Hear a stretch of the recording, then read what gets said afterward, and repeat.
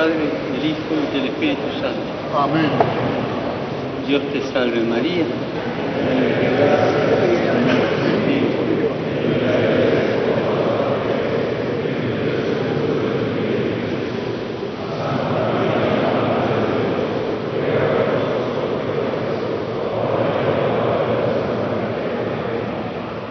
Santa María la Antigua. Ruega por nosotros.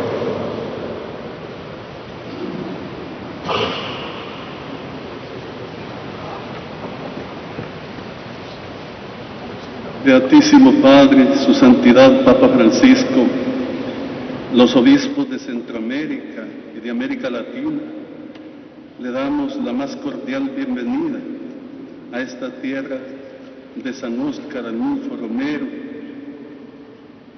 y de muchos que han dado testimonio de su fe en Cristo con su sangre.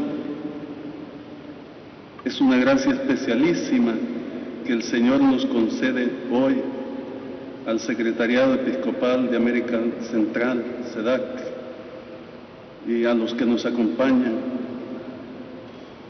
el tenerle en esta región, tener al Vicario de Cristo, el Pastor de Pastores. Hacemos propicia esta ocasión para expresarle una vez más nuestra total fidelidad y obediencia, nuestro apoyo incondicional y solidaridad en su gran obra en favor de la Iglesia y del mundo.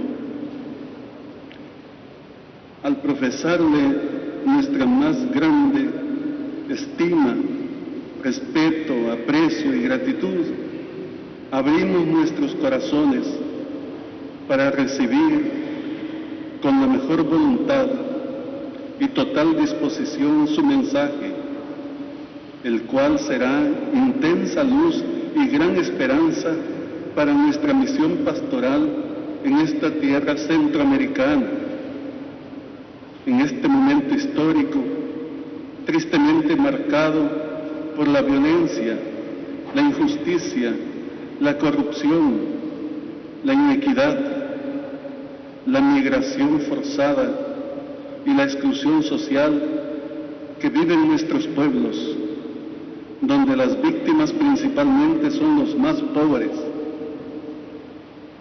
Los pastores, bien sabemos, debemos protegerles, acompañarles y asistirlos siempre, siguiendo el maravilloso ejemplo de aquel prominente miembro del SEDAC que su santidad ha tenido a bien hacer hace solo 3 meses,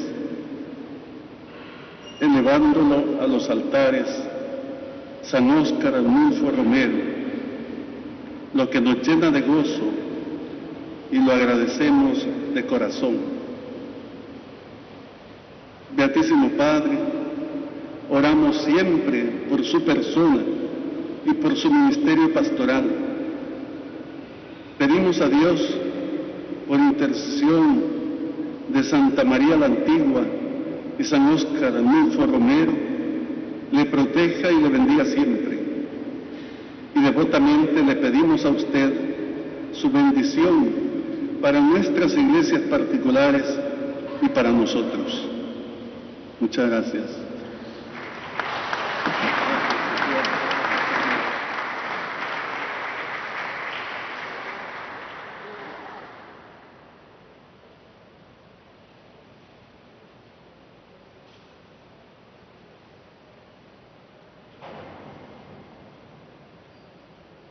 Queridos hermanos, gracias Monseñor José Luis Escobar Alas, arzobispo de San Salvador, por las palabras de bienvenida que me dirigió en nombre de todos,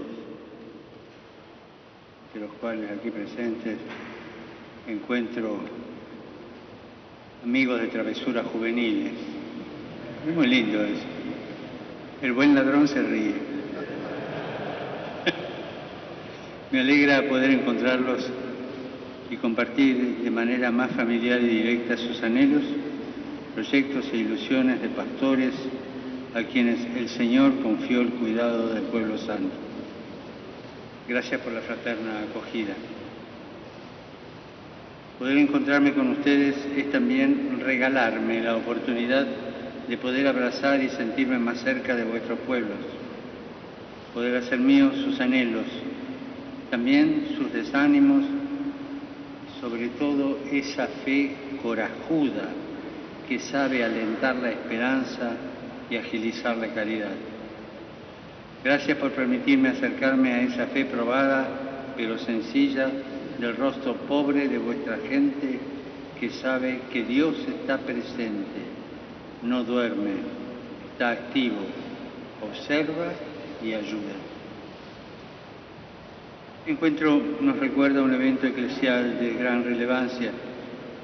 Los pastores de esta región fueron los primeros que crearon en América un organismo de comunión y participación que ha dado y sigue dando todavía abundantes frutos. Me refiero al Secretariado Episcopal de América Central, el SEDAC, un espacio de comunión, de discernimiento y de compromiso que nutre, revitaliza y enriquece vuestras iglesias. Pastores que supieron adelantarse y dar un signo que, lejos de ser un elemento solamente programático, indicó cómo el futuro de América Central y de cualquier región del mundo pasa necesariamente por la lucidez y capacidad que se tenga para ampliar la mirada, unir esfuerzos en un trabajo paciente y generoso de escucha, comprensión, dedicación y entrega, y poder así discernir los horizontes nuevos a los que el Espíritu nos está llevando. En estos 75 años desde su fundación, el SEDAC se ha esforzado por compartir las alegrías, las tristezas, las luchas y las esperanzas de los pueblos de Centroamérica, cuya historia se entrelazó y forjó con la historia de vuestra gente. Muchos hombres y mujeres, sacerdotes consagrados, consagradas y laicos, han ofrecido su vida hasta derramar su sangre por mantener viva la voz profética de la Iglesia frente a la injusticia, el empobrecimiento de tantas personas y el abuso de poder. Recuerdo que siendo cura joven, el apellido de algunos de ustedes era Mala Palabra, y la constancia de ustedes mostró el camino. Gracias. Ellos nos recuerdan que quien de verdad quiera dar gloria a Dios con su vida, quien realmente anhele santificarse para que su existencia glorifique al Santo, está llamado a obsesionarse, desgastarse y cansarse intentando vivir las obras de misericordia. Y esto no como limosna, sino como vocación. Entre esos frutos proféticos de la Iglesia en Centroamérica, me alegra destacar la figura de San Óscar Romero, a quien tuve el privilegio de canonizar recientemente en el contexto del Sínodo de los Obispos sobre los jóvenes. Su vida y enseñanza son fuente de inspiración para nuestras iglesias y de modo particular para nosotros obispos. Él también fue Mala Palabra, sospechado, excomulgado en los cuchicheos privados de tantos obispos. El lema que escogió para su escudo episcopal y que preside su lápida expresa de manera clara su principio inspirador y lo que fue su vida de pastor: sentir con la Iglesia, brújula que marcó su vida en fidelidad, incluso en los momentos más turbulentos. Este es un legado que puede transformarse en testimonio activo, vivificante para nosotros. También llamados a la entrega martirial en el servicio cotidiano de nuestros pueblos. Y en este legado me gustaría basarme para esta reflexión: sentir con la Iglesia. La reflexión que quiero compartir con ustedes bajo la figura de Romero. Sé que entre nosotros hay personas que lo conocieron de primera mano, como el cardenal Rosa Chávez,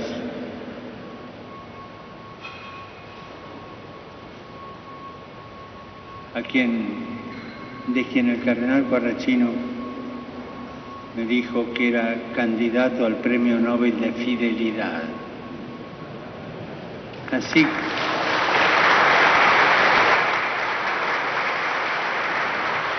que, Eminencia, si considera que me equivoco con alguna apreciación, me puede corregir, no hay problema.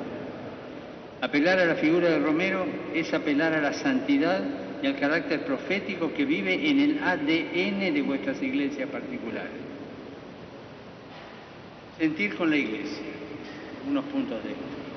Primero, reconocimiento y gratitud.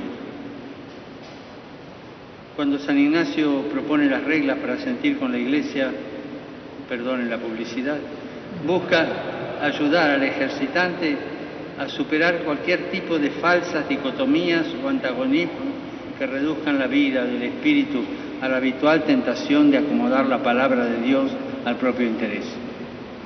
Y así posibilita al ejercitante la gracia de sentirse y saberse parte de un cuerpo apostólico más grande que él mismo y a la vez con la conciencia real de sus fuerzas y posibilidades, ni débil ni selectivo o temerario.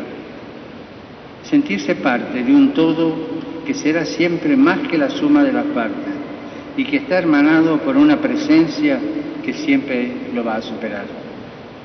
De ahí que me gustaría centrar este primer sentir con la Iglesia de la mano de San Óscar como acción de gracias, o sea, gratitud por tanto bien recibido, no merecido. Romero pudo sintonizar y aprender a vivir la Iglesia porque amaba entrañablemente a quien lo había engendrado en la fe. Sin este amor de entrañas será muy difícil comprender su historia y su conversión, ya que fue este último amor el que lo guió hasta la entrega martirial. Ese amor que nace de acoger un don totalmente gratuito que no nos pertenece y que nos libera de toda pretensión y tentación de creernos sus propietarios o únicos intérpretes. No hemos inventado la Iglesia. Ella no nace con nosotros y seguirá sin nosotros.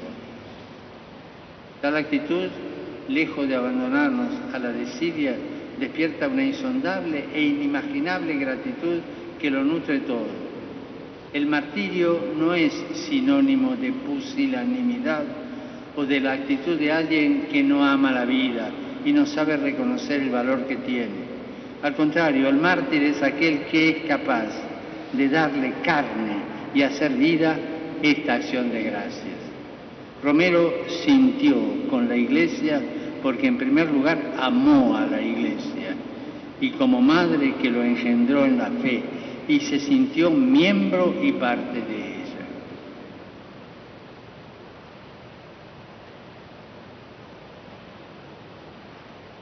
Segundo, un amor con sabor a pueblo. Este amor, adhesión y gratitud lo llevó a abrazar con pasión, pero también con dedicación y estudio, todo el aporte y renovación magisterial que el Vaticano II proponía. Allí encontraba la mano segura en el seguimiento de Cristo. No fue un ideólogo ni ideológico. Su actuar nació de una compenetración con los documentos conciliares.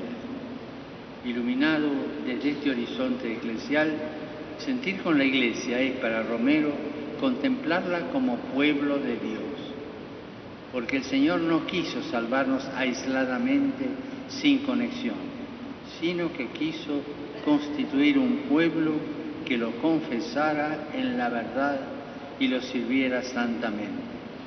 Todo un pueblo que posee, custodia y celebra la unción del Santo, y ante el cual Romero se ponía a la escucha para no rechazar la inspiración.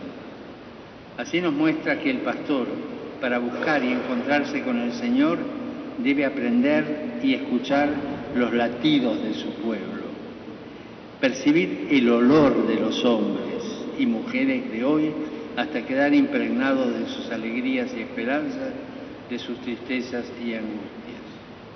Y así escudriñar la palabra de Dios.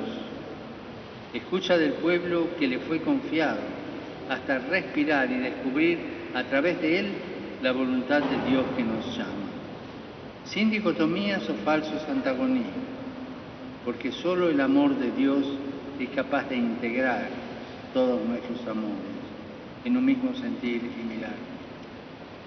Para él, en definitiva, sentir con la Iglesia es tomar parte en la gloria de la Iglesia, que es llevar en sus entrañas toda la kénosis de Cristo.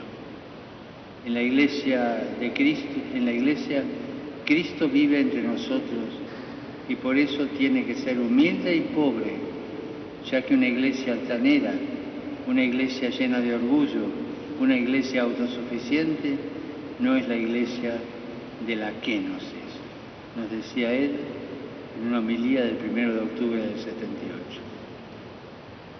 Tercero, llevar en sus entrañas la kénosis de Cristo.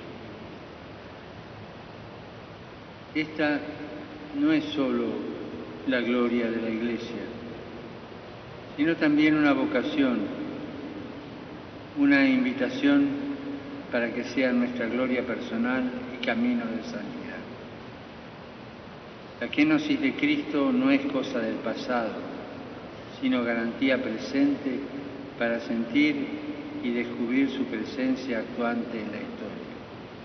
La presencia que no podemos ni queremos callar, porque sabemos y hemos experimentado que solo Él es camino, verdad y vida. La kénosis de Cristo nos recuerda que Dios salva en la historia, en la vida de cada hombre, que esta es también su propia historia y allí nos sale al encuentro. Es importante, hermanos, que no tengamos miedo de acercarnos y tocar las heridas de nuestra gente, que también son heridas nuestras. Y esto, hacerlo al estilo del Señor. El pastor no puede estar lejos del sufrimiento de su pueblo.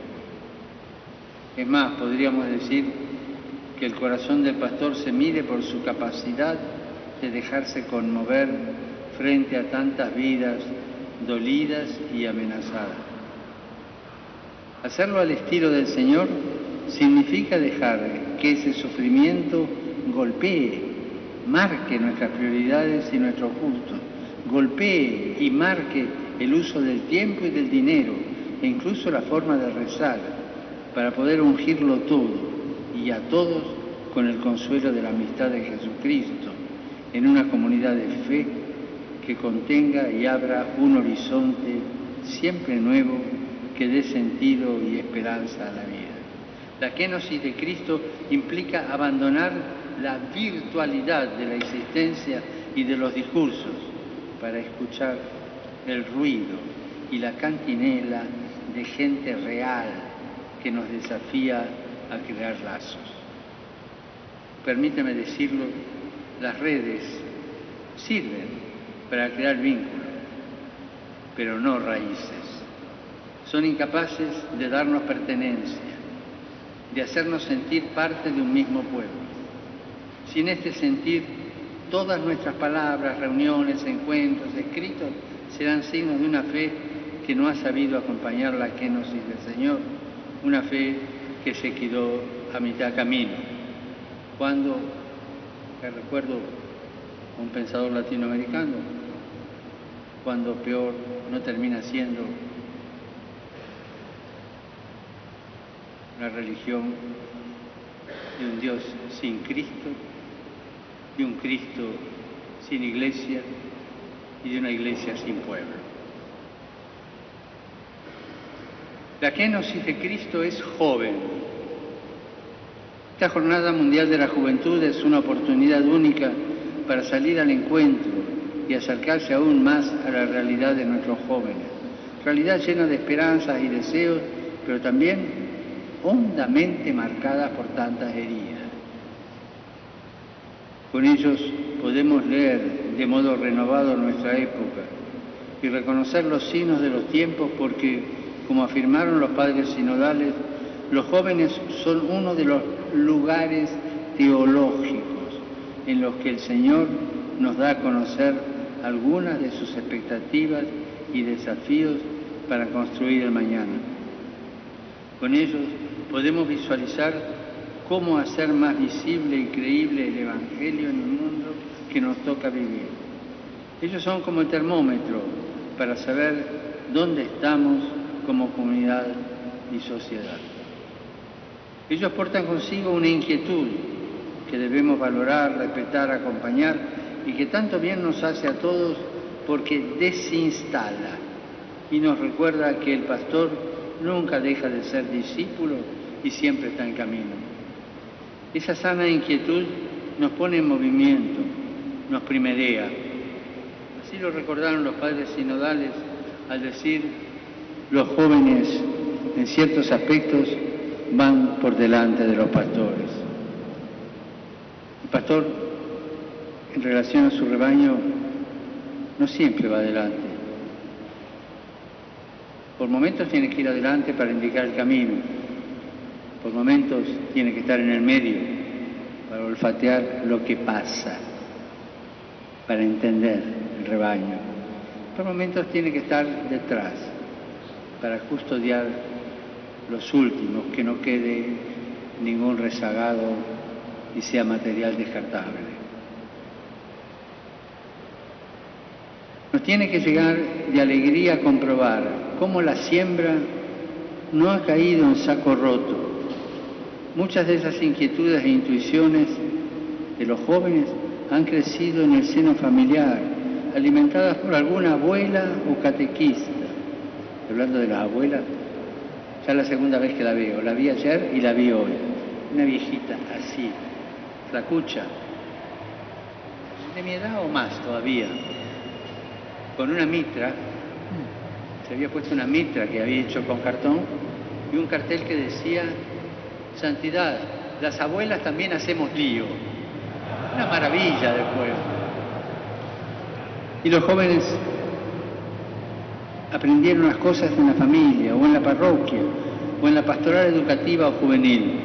Esas inquietudes crecieron en una escucha del Evangelio y en comunidades con fe viva, ferviente, que encuentra tierra donde germinar. ¿Cómo no agradecer tener jóvenes inquietos por el Evangelio? Por supuesto que cansan, por supuesto que a veces molestan. Pero me viene el pensamiento aquella frase que decía un filósofo griego, de sí mismo la decía, yo la digo de los jóvenes: son como un tábano sobre el lomo de un noble caballo, para que no se duerman. Caballos somos nosotros, ¿no? Esta realidad nos estimula a un mayor compromiso para ayudarlos a crecer, ofreciéndoles más y mejores espacios que los engendren el sueño de Dios. La Iglesia, por naturaleza, es madre y como tal engendra e incuba vida, protegiéndola de todo aquello que amenace su desarrollo. Gestación en libertad y para la libertad.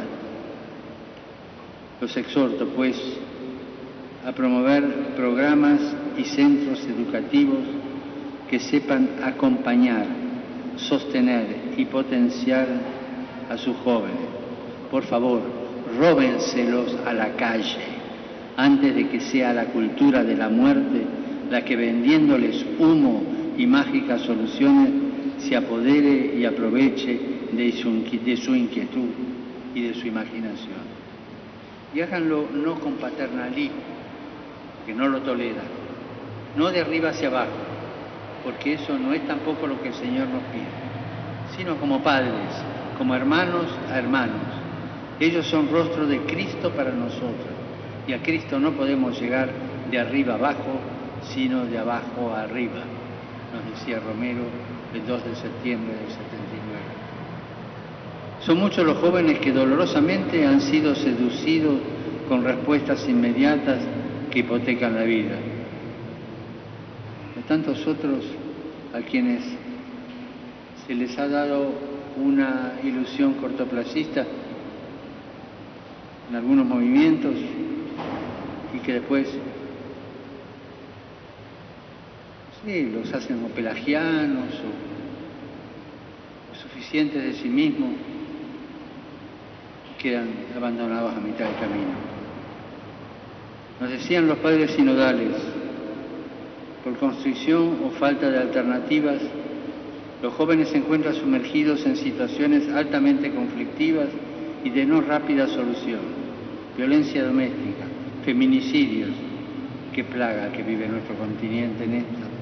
Bandas armadas, criminales, tráfico de drogas, explotación sexual de menores y de no tan menores, etc.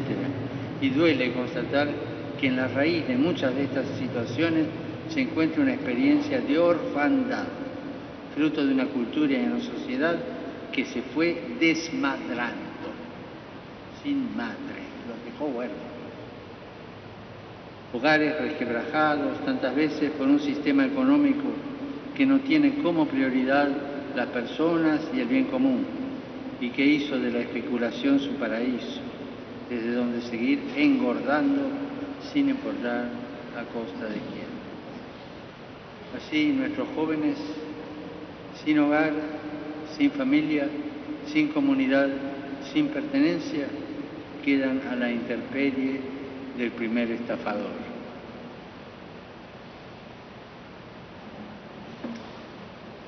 No nos olvidemos que el verdadero dolor que sale del hombre pertenece en primer lugar a Dios. No separemos lo que Él ha querido unir en su Hijo. El mañana exige respetar el presente, dignificando y empeñándose en valorar las culturas de vuestro pueblo. En esto también se juega la dignidad, en la autoestima cultural. Vuestros pueblos no son el patio trasero de la sociedad ni de nadie. Tienen una historia rica que ha de ser asumida, valorada y alentada. Las semillas del reino fueron plantadas en estas tierras. Estamos obligadas a reconocerlas, cuidarlas, custodiarlas para que nada de lo bueno que Dios plantó se ceje por intereses espurios que por doquier siembran corrupción y crecen con la expoliación de los más pobres. Cuidar las raíces es cuidar el rico patrimonio histórico, cultural y espiritual que esta tierra durante siglos ha sabido mestizar. Empéñense, levanten la voz contra la desertificación cultural, contra la desertificación espiritual de vuestro pueblo, que provoca una indigencia radical, ya que deja sin esa indispensable inmunidad vital que sostiene la dignidad en los momentos de mayor dificultad. Y los felicito por la iniciativa de que esta Jornada Mundial de la Juventud se haya comenzado con la Jornada de la Juventud Indígena, creo que fue en la diócesis de David, y con la Jornada de la Juventud de origen africano. Ese fue un buen paso para hacer ver este plurifacetismo de nuestro pueblo. En la última carta pastoral, ustedes afirmaban: últimamente nuestra región ha sido impactada por la migración hecha de manera nueva, por ser masiva y organizada, y que ha puesto en evidencia los motivos que hacen una migración forzada y los peligros que conlleva para la dignidad de la persona humana. Muchos de los migrantes tienen rostro joven, buscan un bien mayor para su familia, no temen arriesgar y dejar todo con tal de ofrecer el mínimo de condiciones que garanticen un futuro mejor. En esto no basta solo la denuncia, sino que debemos también anunciar concretamente una buena noticia. La Iglesia, gracias a su universalidad, puede ofrecer esa hospitalidad fraterna y acogedora para que las comunidades de origen y las de destino dialoguen contribuyan a superar miedos y recelos y consoliden los lazos que las migraciones en el imaginario colectivo amenazan con romper. Acoger, proteger, promover, integrar pueblos pueden ser los 4 verbos con los que la Iglesia en esta situación migratoria conjugue su maternidad en el hoy de la historia. El vicario general de París, Monseñor Benoît Sinelli, acaba de sacar un libro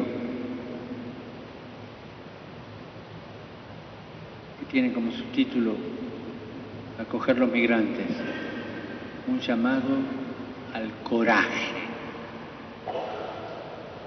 Es una joya ese libro. Él está aquí en la jornada. Todos los esfuerzos que puedan realizar tendiendo puentes entre comunidades eclesiales, parroquiales, diocesanas, así como por medio de las conferencias episcopales, serán un gesto profético de la Iglesia que en Cristo es signo e instrumento de la unión íntima con Dios y de la unidad de todo el género humano. Y así la tentación de quedarnos en la sola denuncia se disipa y se hace anuncio de la vida nueva que el Señor nos regala.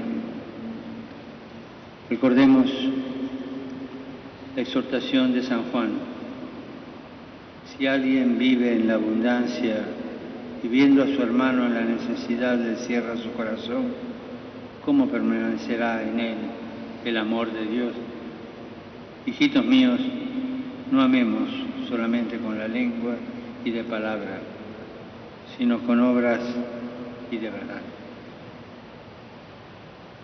Todas estas situaciones plantean preguntas, son situaciones que nos llaman a la conversión, a la solidaridad y una acción educativa incisiva en nuestras comunidades. No podemos quedar indiferentes. El mundo descarta, el espíritu del mundo descarta, lo sabemos y padecemos. La kenosis de Cristo no. La hemos experimentado y la seguimos experimentando en propia carne por el perdón y la conversión. Esta tensión nos obliga a preguntarnos continuamente dónde queremos pararnos. La kenosis de Cristo es sacerdotal. Conocida la amistad y el impacto que generó el asesinato del padre Rutilio Grande en la vida de Monseñor Romero. Fue un acontecimiento que marcó a fuego su corazón de hombre, sacerdote y pastor. Romero no era un administrador de recursos humanos, no gestionaba personas ni organizaciones. Romero sentía con amor de padre, amigo y hermano. Una vara un poco alta, pero vara al fin para evaluar nuestro corazón episcopal. Una vara ante la cual podemos preguntarnos, ¿cuánto me afecta la vida de mis curas? ¿Cuánto soy capaz de dejarme impactar por lo que viven, por llorar sus dolores, así como festejar y alegrarme con sus alegrías? El funcionalismo y clericalismo esencial, tan tristemente extendido que representa una caricatura y una perversión del ministerio, empieza a medirse por esa pregunta. No es cuestión de cambio de estilos, de maneras o de lenguajes, importantes ciertamente, sino sobre todo es cuestión de impacto y capacidad de que nuestras agendas episcopales tengan espacio para recibir, acompañar y sostener a nuestros curas. Tengan espacio real para ocuparnos de ellos. Y eso hace de nosotros padres fecundos. En ellos normalmente recae de modo especial la responsabilidad de que este pueblo sea el pueblo de Dios. Ellos están en la línea de fuego. Ellos llevan sobre sus espaldas el peso del día y del calor. Están expuestos a un sinfín de situaciones diarias que los pueden dejar más vulnerables y por tanto necesitan también de nuestra cercanía, de nuestra comprensión y aliento. Ellos necesitan de nuestra paternidad. El resultado del trabajo pastoral, la evangelización en la Iglesia y la misión, no se basa en la riqueza de los medios y recursos materiales, ni en la cantidad de eventos o actividades que realicemos, sino en la centralidad de la compasión, uno de los grandes distintivos que como Iglesia podemos ofrecer a nuestros hermanos. Me preocupa cómo la compasión ha perdido centralidad en la Iglesia. Incluso en grupos católicos, o está perdiendo, para no ser tan pesimista. Incluso en medios de comunicación católicos, la compasión no está. El cisma, la condena, el ensañamiento, la valoración de sí mismo, la denuncia de la herejía. No se pierda en nuestra Iglesia la compasión y que no se pierda en el obispo la centralidad de la compasión. La kenosis de Cristo es la expresión máxima de la compasión del Padre. La Iglesia de Cristo es la Iglesia de la compasión y esto empieza por casa. Siempre es bueno preguntarnos como pastores, ¿cuánto impacta en mí la vida de mis sacerdotes? ¿Soy capaz de ser padre o me consuelo con ser mero ejecutor? ¿Me dejo incomodar? Recuerdo las palabras de Benedicto XVI al inicio de su pontificado, hablándole a sus compatriotas. Cristo no nos ha prometido una vida cómoda. Quien busca la comunidad con Él se ha equivocado de camino. Él nos muestra la senda que lleva hacia las cosas grandes, hacia el bien, hacia una vida humana auténtica. El obispo tiene que crecer todos los días en la capacidad de dejarse incomodar, de ser vulnerable a su cura. Estoy pensando en uno, es obispo de una diócesis grande, muy trabajador, venía a las audiencias a la mañana. Era bastante frecuente. Cuando terminaba las audiencias de la mañana, ya no veía la hora de ir a comer, había dos curas ahí que no estaban en la agenda esperándolo. Y volvía atrás y los atendía como si estuviera toda la mañana por delante. Dejarse incomodar y dejar que los fideos se pasen y que la chuleta se enfríe. Dejarse incomodar por los curas.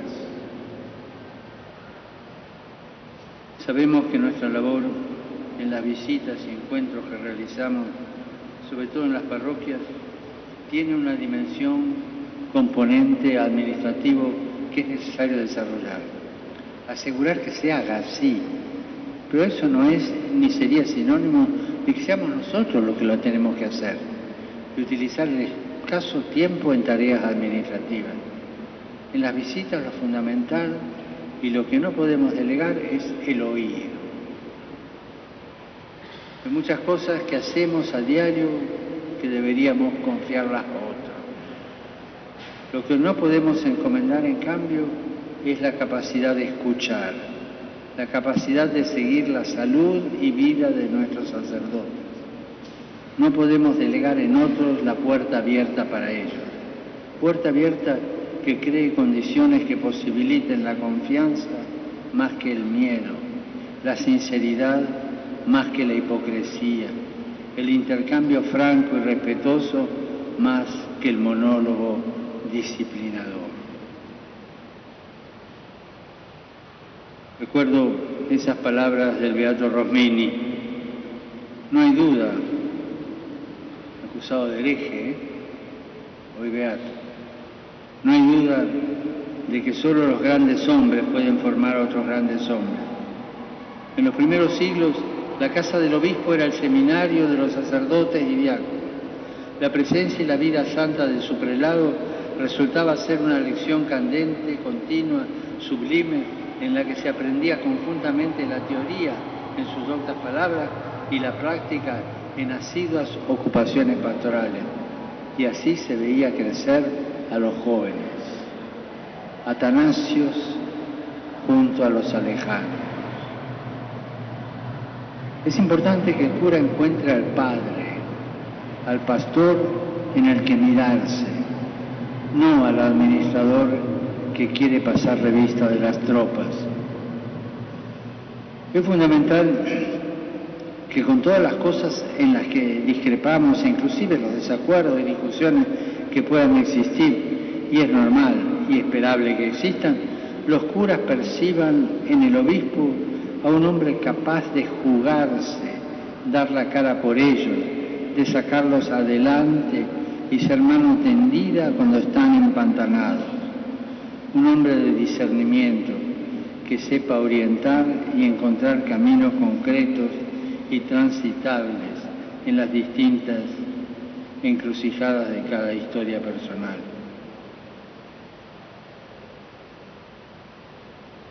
Cuando estaba en Argentina, a veces escuchaba gente que decía: llamé al obispo, cura, ¿no? Y la secretaria me dijo que tenía la agenda llena y que llamara dentro de 20 días, que estaba muy llena, y no me preguntó qué quería, nada. Quiero ver al obispo. No puede, así que yo lo anoto en la lista. Claro, después ya no llamó más el cura, ¿no? Y siguió con lo que quería consultar, bueno o malo dentro de sí. Esto es no un consejo, sino una cosa que digo del corazón. Que tengan la agenda llena, bendito sea Dios. Así van a comer tranquilos, porque se ganaron el pan. Pero si ustedes ven un llamado de un cura hoy, a más tardar mañana, llámenlo. Si vos me llamaste, ¿qué pasa? ¿Podés esperar hasta tal día o no? Ese cura desde ese momento sabe que tiene padre. La palabra autoridad, etimológicamente, viene de la raíz latina augere, que significa aumentar, promover, hacer progresar. La autoridad en el pastor radica especialmente en ayudar a crecer, en promover a sus presbíteros más que en promoverse a sí mismo. Eso lo hace un solterón, no un padre. La alegría del padre pastor es ver que sus hijos crecieron y que fueron fecundos. Hermanos, que esa sea nuestra autoridad y el signo de nuestra fecundidad.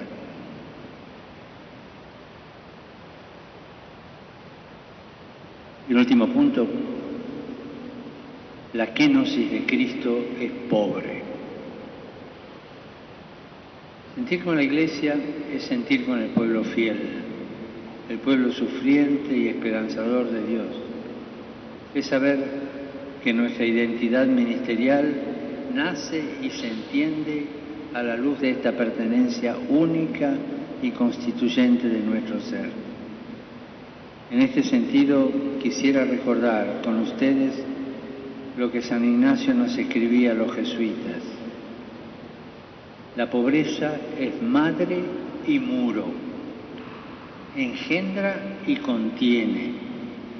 Madre porque nos invita a la fecundidad, a la generatividad, a la capacidad de donación que sería imposible en un corazón avaro o que busca acumular. Y muro porque nos protege de una de las tentaciones más sutiles que enfrentamos los consagrados, la mundanidad espiritual.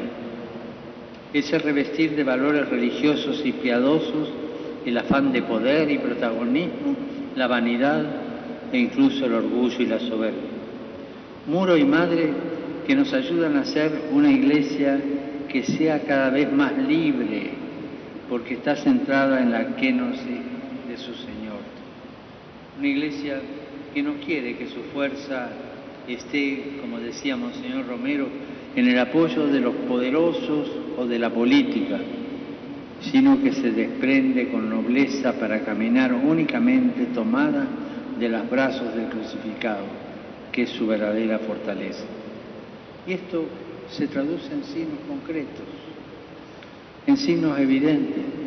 Esto nos cuestiona, nos impulsa a un examen de conciencia sobre nuestras opciones y prioridades en el uso de los recursos, en el uso de las influencias y posicionamientos. La pobreza es madre y muro, porque custodia sobre todo nuestro corazón, para que no se deslice en concesiones y compromisos que debilitan la libertad y la parresía al que el Señor nos llama. Hermanos, antes de terminar, pongámonos bajo el manto de la Virgen y recemos juntos para que ella custodie nuestro corazón de pastores y nos ayude a servir mejor al cuerpo de su Hijo, el santo pueblo fiel de Dios, que camina, vive y reza aquí en Centroamérica. Recémosle a la Madre. Dios te salve María, llena eres de gracia, el Señor es contigo. Bendita eres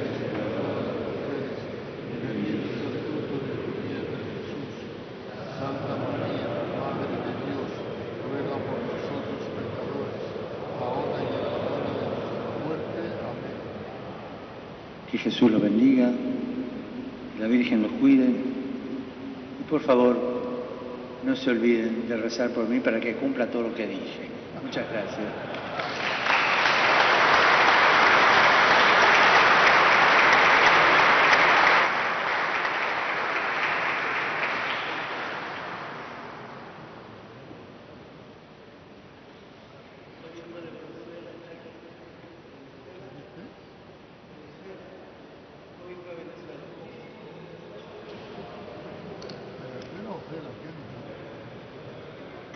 ¿Un obispo de Venezuela?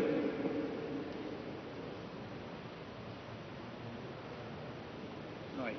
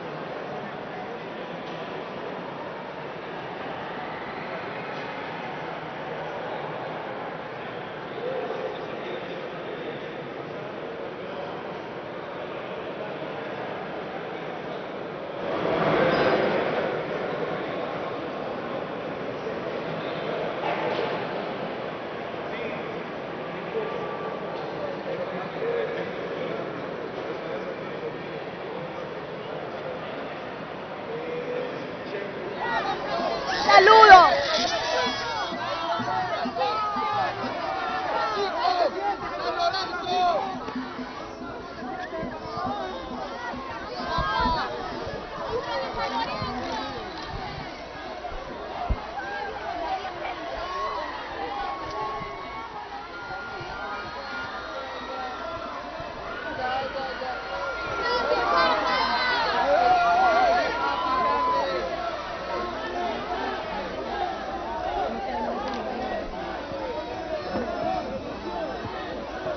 Elaina, no, yo no puedo buscar.